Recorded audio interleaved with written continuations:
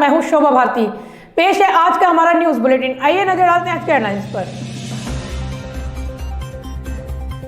अलीगढ़ मुस्लिम university के शताब्दी समारोह में बोले प्रधानमंत्री मोदी, एएमयू देश की ताकत है, हमें इस शक्ति को ना भूलना है, ना इसे कमजोर होने देना है। बुरे फंसे क्रिकेटर सुरेश रैना, देर रात तक चली पार्टी के दौरान कोविड नियमों का पालन नहीं करने पर रिपोर्ट दर्ज। 34 लोगों के साथ लिए गए हिरासत में, बाद में मिली बेल। साथियों को यूपी में रोके जाने से गुस्साए किसानों ने यूपी गेट से दिल्ली जाने वाली सभी सड़कों को किया ब्लॉक। देर शाम खोला किसानों ने ब्लॉक। युग करवट से बोले टिकैत, सरकार से बातचीत का ऑफर तो मिला है, लेकिन सरकार संशोधन पर अटकी हुई है, ऐसे में बातचीत का क्या लाभ। और गाजियाबाद नगर निगम कार्यकारिणी के सभी 6 सदस्यों को निर्विरोध चुना गया। भाजपा के 4, बसपा और कांग्रेस के 1-1 पार्षद बने कार्यकारिणी सदस्य। प्रधानमंत्री नरेंद्र मोदी ने कहा है कि अलीगढ़ मुस्लिम यूनिवर्सिटी देश की ताकत है, हमें इस शक्ति को ना भूलना है और ना इसे कमजोर होने देना है। एएमयू ने दुनिया के कई देशों के साथ भारत के संबंधों को सशक्त करने का काम किया। नरेंद्र मोदी एएमयू के शताब्दी वर्ष कार्यक्रम को ऑनलाइन संबोधित कर रहे थे। एएमयू के इतिहास में मोदी ऐसे दूसरे प्रधानमंत्री हैं जिन्होंने छात्रों को संबोधित किया। 56 साल पहले लाल बहादुर शास्त्री ने इस प्रतिष्ठित विश्वविद्यालय में छात्रों को संबोधित किया था। शिक्षा के क्षेत्र में एक खास पहचान बनाने वाले अलीगढ़ मुस्लिम यूनिवर्सिटी यानी एएमयू ने मंगलवार को शताब्दी वर्ष समारोह मनाया। इसी सिलसिले में प्रधानमंत्री नरेंद्र मोदी ने बतौर मुख्य अतिथि छात्रों को ऑनलाइन संबोधित किया। प्रधानमंत्री मोदी का संबोधन इसलिए महत्वपूर्ण था क्योंकि एएमयू के इतिहास में 56 साल बाद देश का प्रधानमंत्री छात्रों को संबोधित कर रहे थे। इससे पहले लाल बहादुर शास्त्री ने इस प्रतिष्ठित विश्वविद्यालय में छात्रों को संबोधित किया था। इस मौके पर प्रधानमंत्री ने कहा कि सर सैयद ने कहा था कि अपने देश की चिंता करने वाले का पहला और सबसे बड़ा कर्तव्य है कि वे सभी लोगों के कल्याण के लिए कार्य करें। मैं आपको सर सैयद द्वारा कही गई एक बात, उस बात की आज याद दिलाना चाहता हूं। उन्होंने कहा था, अपने देश की चिंता करने वाले का पहला और सबसे बड़ा कर्तव्य है कि वो सभी लोगों के कल्याण के लिए कार्य करे, भले ही लोगों की जाति, मत या मजहब कुछ भी हो। साथियों, अपनी इस बात को विस्तार देते हुए सर सैयद ने एक उदाहरण भी दिया था। उन्होंने कहा था, जिस प्रकार मानव जीवन और उसके अच्छे स्वास्थ्य के लिए शरीर के हर अंग का स्वस्थ रहना जरूरी है, वैसे ही देश की समृद्धि के लिए भी उसका हर स्तर पर विकास होना आवश्यक है। प्रधानमंत्री ने कहा कि एएमयू देश की ताकत है, हमें इस शक्ति को नहीं भूलना है और ना ही इसे कमजोर होने देना है। अभी लगभग 1000 विदेशी छात्र अलीगढ़ मुस्लिम यूनिवर्सिटी में पढ़ाई कर रहे हैं। एएमयू ने दुनिया के कई देशों के साथ भारत के संबंधों को सशक्त करने का काम किया है। साथियों, बीते 100 वर्षों में एएमयू ने दुनिया के कई देशों से भारत के संबंधों को सशक्त करने का भी काम किया है। उर्दू, अरबी और फारसी भाषा पर यहां जो रिसर्च होती है, इस्लामिक साहित्य पर जो रिसर्च होती है, वो समूचे इस्लामिक वर्ल्ड के साथ भारत के सांस्कृतिक रिश्तों को नई ऊर्जा देती है।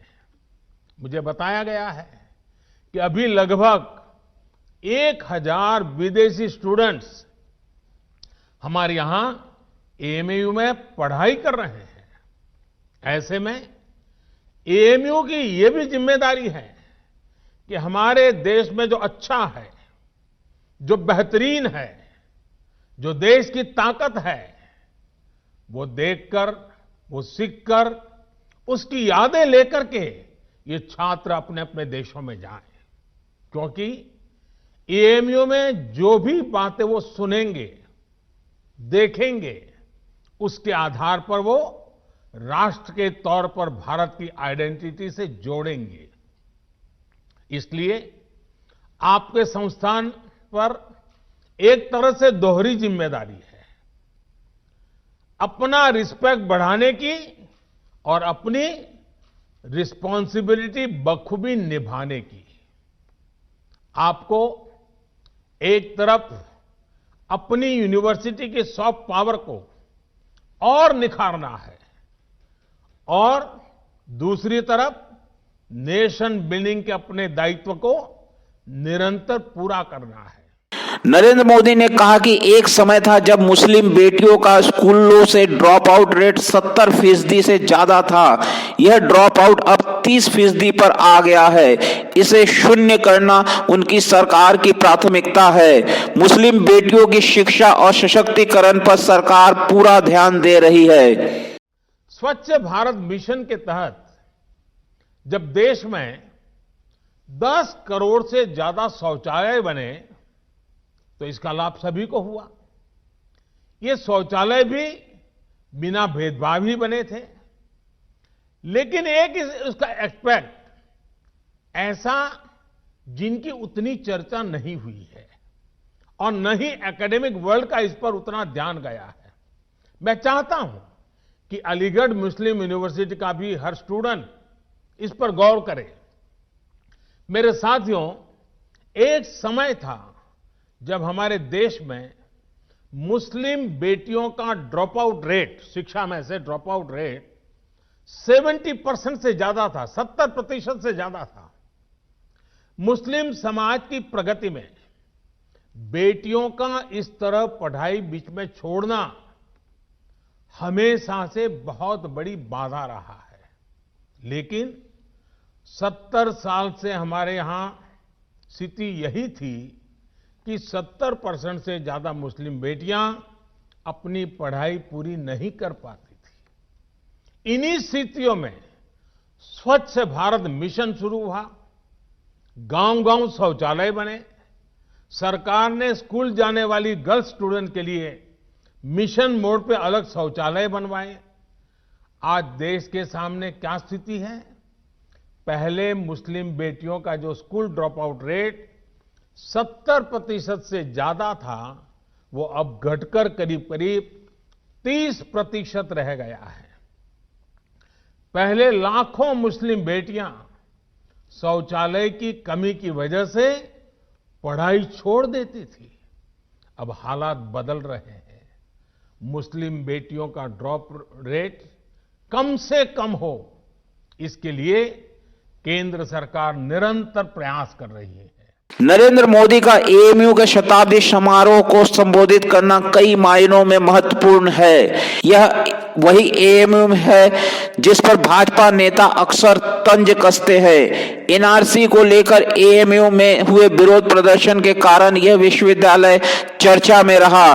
मोदी के संबोधन के बाद उम्मीद करनी चाहिए कि एएमयू को लेकर भाजपा की सोच में परिवर्तन आएगा। साथ ही एएमयू के छात्र भी अब केंद्र सरकार को उस नजर से नहीं देखेंगे जिस नजर से वे पहले देखा करते थे। ब्यूरो रिपोर्ट, युग करवट न्यूज। मंगलवार को एक बार फिर आंदोलनकारी किसानों ने यूपी गेट और NH9 फ्लाईओवर की सड़कों को जाम कर दिया। किसानों ने यह जाम उत्तराखंड और यूपी से आ रहे अन्य किसानों के रोके जाने के विरोध में लगाया। किसानों ने कहा कि जब तक उनके साथियों को नहीं छोड़ा जाएगा वे उसी तरह सड़कों को जाम रखेंगे। हालांकि अधिकारियों के कहने के बाद देर शाम इस जाम को खोला गया। वहीं इस जाम के कारण गाजियाबाद से गाजीपुर का यातायात पूरी तरह से अवरुद्ध हो गया। फ्लाईओवर बंद होने से वाहन चालकों को मोहन नगर से होकर दिल्ली की ओर जाना पड़ा, जिस कारण पूरे ट्रांसिडेंट एरिया में भयंकर जाम की स्थिति बनी रही। यातायात पुलिस जाम खुलवाने के लिए दिन भर मशक्कत करती रही।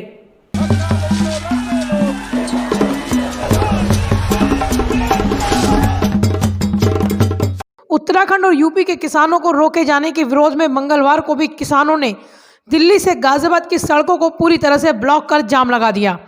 किसानों ने यूपी गेट और NH9 फ्लाईओवर की सभी सड़कों पर अपने ट्रैक्टर खड़े कर दिए और वहां लंगर भी शुरू कर दिया।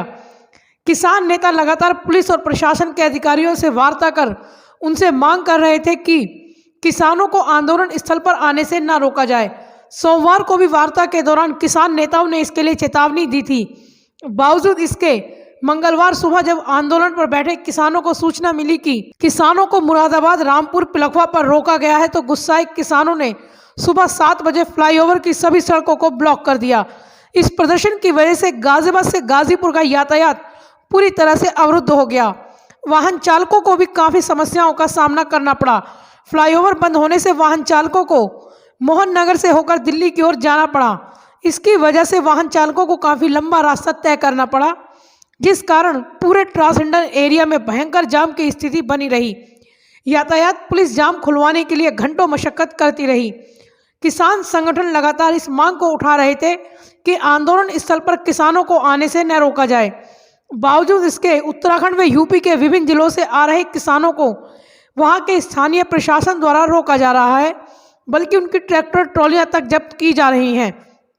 लगातार मांग के बाद भी किसानों को आने से रोका जा रहा है।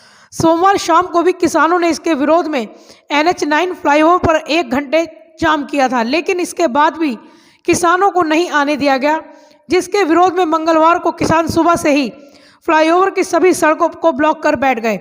इस दौरान पुलिस और प्रशासन के अधिकारी लगातार किसान नेताओं से फ्लाईओवर खुलवाने के लिए वार्ता करते रहे, लेकिन किसानों ने अपनी मांग पूरी हुए बिना जाम खोलने से इनकार कर दिया। ब्यूरो रिपोर्ट, युग करवट न्यूज।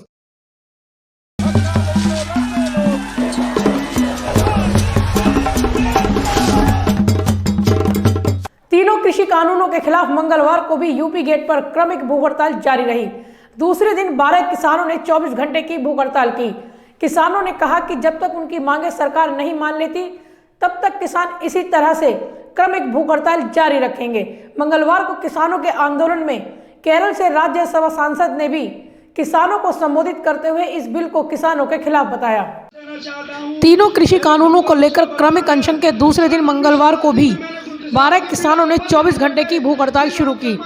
किसानों ने कहा कि जब तक सरकार उनकी मांगों को नहीं मानेगी, वह इसी तरह से क्रमिक भूख हड़ताल जारी रखेंगे। केरल से आए राज्यसभा सांसद ने मंगलवार को प्रदर्शन पर बैठे किसानों को संबोधित करते हुए कहा कि जब उन्होंने यह कानून पढ़ा तो उनकी समझ में आ गया कि यह कानून पूरी तरह से किसानों के विरोधी है और इससे किसानों को कोई लाभ नहीं होने वाला।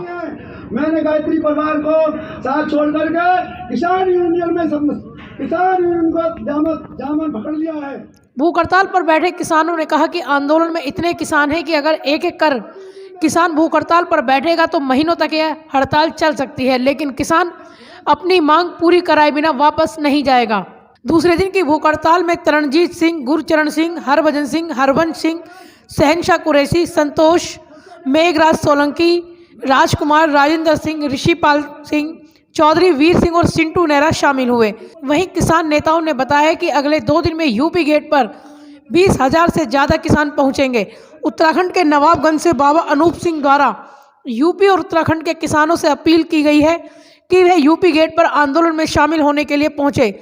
इस कार सेवा में सैकड़ों गाड़ियां व ट्रैक्टर ट्रॉलियां शामिल होंगी, यानी आने वाले दिनों में यूपी गेट पर किसानों की संख्या और भी बढ़ने की संभावना है, जिसे लेकर पुलिस और प्रशासन के अधिकारियों की टेंशन बढ़ती जा रही है। ब्यूरो रिपोर्ट, युग करवट न्यूज।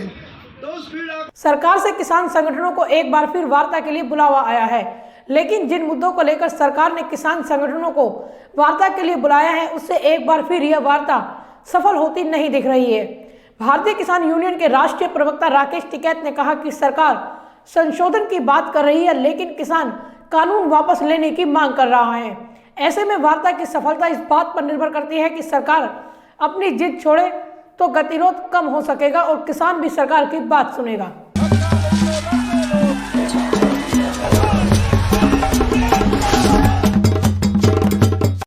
तीनों कृषि कानूनों को लेकर एक बार फिर केंद्र सरकार की ओर से आंदोलन कर रहे किसान संगठनों को वार्ता के लिए पेशकश की गई है। हालांकि एक बार फिर वार्ता को लेकर किसान संगठनों के रुख से सवाल खड़े हो रहे हैं। भारतीय किसान यूनियन के राष्ट्रीय प्रवक्ता राकेश टिकैत ने कहा कि जो बुलावा सरकार की ओर से आया है उसमें फिर से संशोधन के मुद्दे पर बात करने को कहा गया है, जबकि किसानों की मांग है कि तीनों कानून वापस हों। पॉइंट दिए जी, ठीक है, हम भी सलाह करेंगे कि उसमें चिट्ठी लिख रही है हमें, अगर उस पर चिट्ठी चली गई नहीं होंगी तो आज बात करेंगे, उनको चिट्ठी भिजवाए भेजा। तो क्या किन बात बिंदुओं पर सरकार ने अपनी वार्ता के लिए बुलाया कुछ उसका? वे संशोधन पर बात करना चाहते हैं, हमने संशोधन पर बात नहीं करी, हमें बिल वापसी पर बात करी। इसका मतलब तो ये माना जाए कि जो वार्ता आने वाली होगी फिर वो भी इसका कोई नतीजा नहीं हाँ, निकलेगा। इसीलिए तो सरकार बात भी कर रही है। भाई सरकार तो शुरू से वार्ता के लिए बुला ही रही है कि तो हमने भी लेकिन वही संशोधन बैठ की हुई है। हाँ, वो संशोधन के हम बिल वापसी के, तो दो शब्द उस आगे बात नहीं बढ़ रही है अभी। तो कोई ऐसा नहीं, कोई और रास्ता इसका निकाला जाए? अभी संगठन कुछ रास्ता निकालेंगे या वही यस और नो वाली स्थिति अब इस बात हाँ, अभी तो वही बनी। भाकियू नेता ने कहा कि अगर सरकार संशोधन की बात करेगी तो गतिरोध कैसे कम होगा। वहीं यूपी गेट में NH9 फ्लाईओवर जाम किए जाने को लेकर राकेश टिकैत ने कहा कि यह जाम किसानों का नहीं है बल्कि पुलिस का जाम है। पुलिस खुद से ही वाहनों को यहां आने से रोक रही है। सारा पूरा फ्लाईओवर ब्लॉक कर रखा है। जो ट्रैफिक आएगा वो तो निकल रहा है। कहाँ निकल रहा है? सारा ब्लॉक कर रखा, पूरी 14 लाइनें जो हैं। कोई गाड़ी खड़ी यहाँ पे? हमने कोई गाड़ी कभी नहीं खड़ी होगी जब आप लोग पहले से जाम करके बैठ नहीं, हमने नहीं। तो पुलिस वालों ने हमने नहीं जाम कर रखा। तो फिर ये किसका जाम? क्योंकि प्रदर्शनकारी वहीं तो बैठे हुए हैं। नहीं, वो तो प्रशासन ने कर रखा। हमने कोई गाड़ी नहीं रोक रखी है। किसान तो सभी लाइनों पे बैठे हुए हैं। गाड़ी तो भेजो, हम तो छोड़ देंगे। सभी वाहनों को निकालने दिया जा रहा है। हाँ, निकाल दिया जा रहा है, जो आ रहे निकल रहे। तो फिर इसको क्या माना जाएगा? क्यों फिर जब ये तो प्रशासन हमको बदनाम कर देगी, क्या कर रहा है प्रशासन? हमने नहीं कर। क्या इस वजह से तो नहीं कि जगह जगह जो किसानों को रोका जा रहा है उसके विरोध में इस तरह का? हाँ, क्या पता विरोध में है। पुलिस ही तो रोक रही ना, पब्लिक को भी पुलिस रोक रही, हमारे ट्रैक्टर को पुलिस रोक रही, बैरिकेटिंग लगा रखी है, वहाँ से किसी को आने नहीं दे रही, पब्लिक को भी तो नहीं दिल्ली आने दे रही ना, पुलिस रोक रही। हमने नहीं रोका। भाकियू नेता ने कहा कि सरकार की संशोधन की मांग को किसान कतई स्वीकार नहीं करेगा। अगर इस बार की वार्ता में भी संशोधन की बात रखी गई तो किसान वापस हो जाएंगे और आंदोलन जारी रहेगा। उन्होंने कहा कि सरकार को संशोधन के अलावा कुछ और वार्ता के लिए हल निकालना होगा, लेकिन उसकी शुरुआत अब सरकार को करनी होगी, ना कि किसान करेंगे। ब्यूरो रिपोर्ट, युग करवट न्यूज। अंतर्राष्ट्रीय क्रिकेट को अलविदा कहने वाले गाजियाबाद के खिलाड़ी सुरेश रैना नए विवाद में फंस गए हैं। रैना के खिलाफ मुंबई में FIR दर्ज हुई है। रैना के साथ 34 अन्य लोगों को हिरासत में लिया गया है। हालांकि बाद में उन्हें बेल पर रिहा कर दिया गया। सुरेश रैना देर रात एक पार्टी के दौरान कोरोना नियमों की धज्जियां उड़ाते पकड़े गए। रैना के अलावा सिंगर गुरु रंधावा, सुजैन खान और रैप गायक बादशाह भी पार्टी में थे। तीनों चुपचाप पीछे के दरवाजे से निकल गए। इसी साल अंतर्राष्ट्रीय क्रिकेट को अलविदा कहने वाले गाजियाबाद के सुरेश रैना नए विवाद में फंस गए हैं। रैना के खिलाफ मुंबई में FIR दर्ज हुई है। इंटरनेशनल एयरपोर्ट के ठीक बगल में स्थित ड्रैगन फ्लाई पब में सुरेश रैना कोरोना नियमों की धज्जियां उड़ाते पकड़े गए। छापेमारी में रैना समेत 34 लोगों को भी आरोपी बनाया गया है। रैना पर धारा 188 के तहत मामला दर्ज किया गया है। उन्हें और दूसरे 34 लोगों को हिरासत में ले लिया गया। हालांकि बाद में उन्हें बेल पर रिहा कर दिया गया। रैना के अलावा सिंगर गुरु रंधावा, सुजैन खान और रैप गायक बादशाह भी पार्टी में थे, लेकिन तीनों चुपचाप पीछे के दरवाजे से निकल गए। जिस 5 स्टार होटल के क्लब में पार्टी चल रही थी, वहां कोरोना के नियमों का पालन नहीं हो रहा था। किसी ने मास्क नहीं लगाया था और न ही सोशल डिस्टेंसिंग का पालन किया जा रहा था। रात 3 बजे तक जारी इस पार्टी में बॉलीवुड की कई और बड़ी हस्तियां भी शामिल थी। क्लब संचालक पर भी कार्रवाई की गई। सुरेश रैना साल 2020 में अलग अलग कारणों से चर्चाओं में रहे। IPL से ठीक पहले 15 अगस्त को उन्होंने महेंद्र सिंह धोनी के साथ अचानक संन्यास का ऐलान किया। टीम के साथ UAE भी गए, लेकिन निजी कारणों का हवाला देते हुए कोई मैच खेले बिना टूर्नामेंट से अपना नाम वापस ले लिया। ब्यूरो रिपोर्ट, युग करवट न्यूज। गाजियाबाद नगर निगम की कार्यकारिणी के सभी 6 सदस्यों का चुनाव निर्विरोध हो गया। कोरोना के कारण नगर निगम की बोर्ड बैठक हिंदी भवन में कराई गई। कार्यकारिणी में भाजपा के 4, कांग्रेस के 1 और बसपा के 1 सदस्य को निर्विरोध चुना गया। हालांकि सुबह सपा के पार्षद मोहम्मद कल्लन नामांकन दाखिल करने पहुंचे, लेकिन समर्थक नहीं मिलने की वजह से वे नामांकन दाखिल नहीं कर पाए। सभी दलों में सदस्यों को निर्विरोध चुनने को लेकर सहमति बन गई थी, क्योंकि सभी दल जानते थे कि चुनाव होने पर क्रॉस वोटिंग हो सकती है। गाजियाबाद नगर निगम की कार्यकारिणी के सदस्यों को मंगलवार को चुन लिया गया। सभी 6 सदस्यों का चुनाव निर्विरोध किया गया। हिंदी भवन में हुई चुनाव प्रक्रिया पूरी कराने के लिए बुलाई गई नगर निगम बोर्ड की बैठक की अध्यक्षता मेयर आशा शर्मा ने की। इस दौरान नगर आयुक्त महेंद्र सिंह तंवर के अलावा नवनिर्वाचित एमएलसी दिनेश गोयल भी सदन में मौजूद रहे। कार्यकारिणी के जो 6 सदस्य निर्वाचित हुए हैं उनमें भाजपा से मिलन रानी, अभिषेक चौधरी, हरवीर सिंह, यशपाल सिंह, कांग्रेस से जाकिर अली सैफी और बसपा से दिलशाद मलिक शामिल है। नगर निगम कार्यकारिणी का चुनाव लड़ रहे पार्षदों में सुबह उस वक्त बेचैनी पैदा हो गई जब सपा के पार्षद मोहम्मद कल्लन भी नामांकन पत्र दाखिल करने पहुंचे। इस दौरान उनके नामांकन पत्र जमा कराने के लिए प्रस्तावक के तौर पर पार्षद आसिफ चौधरी उनके साथ थे, मगर एक अन्य समर्थक की भी जरूरत थी जिसका काफी देर तक इंतजार होता रहा। बाद में उन्होंने नामांकन पत्र फाइल नहीं करने का निर्णय लिया। इसके साथ ही चुनाव लड़ रहे प्रत्याशियों ने राहत की सांस ली। मोहम्मद कल्लन किसी भी सूरत में चुनाव लड़ने की कोशिश में थे, मगर कई पार्टियों के पार्षदों और नेताओं ने उन पर चुनाव नहीं लड़ने का दबाव बनाया। वे अंत तक नामांकन दाखिल नहीं कर पाए और इस तरह चुनाव की प्रक्रिया निर्विरोध पूरी हो गई। सदन में चुनाव की प्रक्रिया चल ही रही थी कि भाजपा के 2 पार्षद आपस में भिड़ गए। दरअसल भाजपा के वरिष्ठ पार्षद अनिल स्वामी शांति व्यवस्था बनाए रखने के लिए अपील कर रहे थे। इस दौरान भाजपा पार्षद राजीव शर्मा भी वहां मौजूद थे। उन्हें लगा कि उनको निशाना बनाकर अपील की जा रही है। इस पर राजीव शर्मा भड़क गए। इस दौरान दोनों के बीच नोकझोंक हुई। माहौल खराब होते देख मेयर आशा शर्मा ने तुरंत हस्तक्षेप किया और शांति व्यवस्था बनाए रखने की अपील की। इसके बाद कहीं जाकर माहौल शांत हो पाया। नगर निगम कार्यकारिणी के सदस्यों के लिए हो रहे चुनाव निर्विरोध कराने के लिए पहले से ही भाजपा, बसपा और कांग्रेस में खास रणनीति बन गई थी। समाजवादी पार्टी की ओर से भी निर्विरोध चुनाव कराने के लिए एक खास रणनीति पर कार्य किया गया। चुनाव में अपने प्रत्याशी को नहीं उतारने का फैसला लिया था। दरअसल सभी प्रमुख राजनीतिक दलों को इस बात का डर था कि अगर चुनाव हुआ तो क्रॉस वोटिंग जरूर होगी। इसी के चलते सबकी कोशिश थी कि निर्विरोध चुनाव संपन्न हो जाए। ब्यूरो रिपोर्ट, युग करवट न्यूज। यूपी गेट पर किसान आंदोलन को कवर करने के दौरान कुछ प्रदर्शनकारियों ने मीडिया कर्मियों के साथ बदसलूकी करने के साथ ही उनके साथ हाथापाई भी की। हालांकि किसान नेताओं ने इस घटना पर रोष जताते हुए मीडिया कर्मियों से माफी मांगी है और ऐसे प्रदर्शनकारियों को चिन्हित कर उन्हें आंदोलन से बाहर किए जाने की चेतावनी दी है। उन्होंने कहा है कि आंदोलन को खराब करने की साजिश कामयाब नहीं होने दी जाएगी।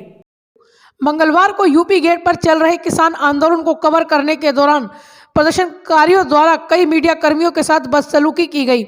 एक संस्थान के मीडिया कर्मी के साथ खींचतान कर उसके कपड़े तक फाड़ दिए गए। इस घटना की जानकारी जब भारतीय किसान यूनियन के राष्ट्रीय प्रवक्ता राकेश टिकैत को मिली तो उन्होंने ऐसा करने वाले प्रदर्शनकारियों को जमकर लताड़ लगाते हुए उन्हें आंदोलन से बाहर होने की चेतावनी दी और कहा कि ऐसे लोग आंदोलन को खराब करने का काम कर रहे हैं, ऐसे में वे इसका हिस्सा नहीं हो सकते। जो कमेटी यहाँ पे फैसला रहेगा उस पर चलना, ये नहीं कि लड़के में चले गए वही चले ना, हमें उनको करवाना है कि उनको फ्रंट पे हम कर रहे। लेकिन प्रेस के साथ में भाई बदतमीजी ना करे कोई, जो बदतमीजी करेगा वो उसका व्यक्तिगत वो होगा। मतलब क्यों इनसे नाराज हो रहे हो प्रेस से? ये पिछले 1 महीने से दिखा रहे हैं आपको, हम कुछ कह नहीं रहे हैं। आंदोलन तो हमको पता है ना, जिन्होंने 50-50 साल की जेल कर दी। हम देख रहे हैं कि 11-11 करोड़ रुपए के नोटिस हमारे घर पर जा रहे हैं। हमने लिख कर दे दिया पूरा के ये रिकवरी हमारे चलाचल संपत्ति से कर ली जाए। ये सबके साथ में है। ये गुंडागर्दी मत करो भाई यहाँ पे कोई भी, और जिसको शांति से यहाँ नहीं रहना वो पॉइंट छोड़कर जा सकता है। इस दौरान किसान नेताओं ने मंच से मीडिया के खिलाफ किसी भी प्रकार की नारेबाजी पर भी प्रतिबंध लगाने की घोषणा की है। वह कहा है कि अगर कोई अब ऐसा करता पाया गया तो तत्काल आंदोलन से बाहर कर दिया जाएगा, लेकिन मीडिया कर्मियों से किसी प्रकार की बदसलूकी किए जाने की परमिशन आंदोलन में नहीं दी जाएगी। सरकार के क्या सभी मीडिया एक तरीके से बिका हुआ है यहाँ पर? ये गलत है। यहाँ से इस तरह का कोई नारा मंच से नहीं लगेगा। मीडिया के खिलाफ कोई यहाँ पर निजी अपने खुद हैं। कोई बात नहीं, कोई पत्रकारों के खिलाफ यहाँ से मंच से नारा नहीं लगेगा। हाँ, हम भाई अगर किसी ने गलती करी है तो ये पॉइंट हमारा है, हम प्रेस वालों से गलती मानते हैं। बच्चे हैं, किसी ने करा होगा तो उनकी तरफ से हम माफी मांगते हैं, आपसे आगे नहीं होगा, बहुत बड़ी ये हम ध्यान करते हैं। ठीक है। भाकियू नेता ने प्रदर्शनकारियों से सड़कों को खोलने का आह्वान भी किया। हालांकि दूसरे संगठन के नेताओं ने कहा कि यह सभी संगठनों का एकमत फैसला है, इसलिए जाम उनकी मांग पूरी होने के बाद खोला जाएगा, लेकिन मीडिया के साथ कोई दुर्व्यवहार ना हो इसके लिए सभी को चेतावनी दी जाएगी। इस पर सभी संगठनों ने मंच से सहमति जताई। ब्यूरो रिपोर्ट, युग करवट न्यूज। 27 दिन से यूपी गेट पर आंदोलन में डटे किसानों को सर्द हवाओं के थपेड़ों से बचाने के लिए ट्रैकिंग के दौरान बर्फीले क्षेत्रों में इस्तेमाल होने वाले टेंट लगाए गए हैं। इन टेंट की खासियत है कि ये टेंट पूरी तरह से वाटरप्रूफ होने के कारण ओस में भीगने से बचाता है, तो साथ में हवा भी इसके पार नहीं जाती। इसके अलावा आर्मी स्टाइल के टेंट भी आंदोलन स्थल पर लगाए गए हैं, जिससे किसान सर्दी से बच सकें। यूपी गेट पर पिछले 27 दिनों से चल रहे किसान आंदोलन के दौरान किसानों को ठंड से बचाने के पूरे इंतजाम किए जा रहे हैं। ठंड के दौरान किसानों को गर्म पानी मिले, इसके लिए देसी तकनीक पर आधारित हीटर बड़ी संख्या में आंदोलन स्थल पर मौजूद हैं। तो वहीं अब ट्रैकिंग के दौरान बर्फीले क्षेत्रों में रहने के लिए इस्तेमाल होने वाले टेंट भी कड़ाके की ठंड से किसानों को बचाने के लिए फ्लाईओवर पर लगाए गए हैं। इन टेंटों की खासियत है कि इसमें सर्द हवाएं नहीं पहुंच पाती और वाटरप्रूफ होने के कारण यह ओस से भी बचाता है। नहीं, अपनी संगत ने इकट्ठा करके अपने आप में उत्तराखंड की हमारा शहर बाजू है, हमने बाजू के सारे लोगों ने इकट्ठे करके पैसे अच्छा के हिसाब से तो आप लोगों की मतलब अपनी खुद की ही उससे ही आए हुए। तो इन विशेष टेंटों को लेकर आंदोलन स्थल पर पहुंचे किसानों ने बताया कि इस एक टेंट की कीमत 10 से 15 हज़ार रुपए के बीच है। करीब 50 से अधिक टेंट आंदोलन स्थल पर लगाए गए हैं। जिसे जरूरत होती है उसे तत्काल दूसरा टेंट लगाकर दे दिया जाता है। इस टेंट को खरीदने से लेकर लाने का खर्च किसानों ने अपने स्तर से ही जुटाया है, ताकि आंदोलन में रह रहे अन्य किसानों को भी ठंड से बचाया जा सके। टेंट की कीमत है 10 से 12 हज़ार रुपये। 10 से 12 हज़ार नहीं ठीक है, क्योंकि यहाँ तो हवा इतनी लगती है, ओस भी पूरी चलती है यहाँ तो सारा चार्जिंग ना। वैसे तो मानदा वहम लोग तो वैसे ही सियाल दे देना है, पानी लगाते हैं वो तो बात ठीक है, लेकिन क्योंकि हमें तो आदत पड़ी है ना बढ़िया। और बाकी हमारे नीचे भी लग रहे हैं, अभी ट्रक में पड़े। अच्छा, जैसे जैसे लोग आते जा रहे हैं वैसे वैसे हम फिट करते जा रहे हैं। वो ट्रक भरा हुआ पूरा टैंक। अच्छा, वो वाला पूरा ट्रक इन्हीं का भरा हुआ है? जी जी। फ्लाईओवर पर लगे ये टेंट दिखने में जहाँ खूबसूरत है, वहीं हर एक टेंट पर एक स्लोगन भी चस्पा है, जिसमें तीनों कृषि कानूनों को वापस लिए जाने की मांग के साथ ही कानून की खामियां और सरकार की हठधर्मिता को बताया गया है। इनके अलावा भी किसानों को ठंड से बचाने के लिए बड़ी संख्या में आर्मी स्टाइल के टेंट फ्लाईओवर पर लगाए गए हैं। किसानों ने बॉर्डर पर डटे जवानों को भी टेंट में ही रात गुजारने की अपील भी की है और उनके लिए बैरिकेडिंग के पास ही टेंट भी लगाए हैं। ब्यूरो रिपोर्ट, युग करवट न्यूज। तो आज के लिए फिलहाल बस इतना ही। गाजियाबाद और आसपास की खबरों के लिए देखते रहिए युग करवट न्यूज और विस्तार से खबरों को जानने के लिए पढ़िए युग करवट न्यूज़पेपर। सब्सक्राइब कीजिए युग करवट। नमस्कार।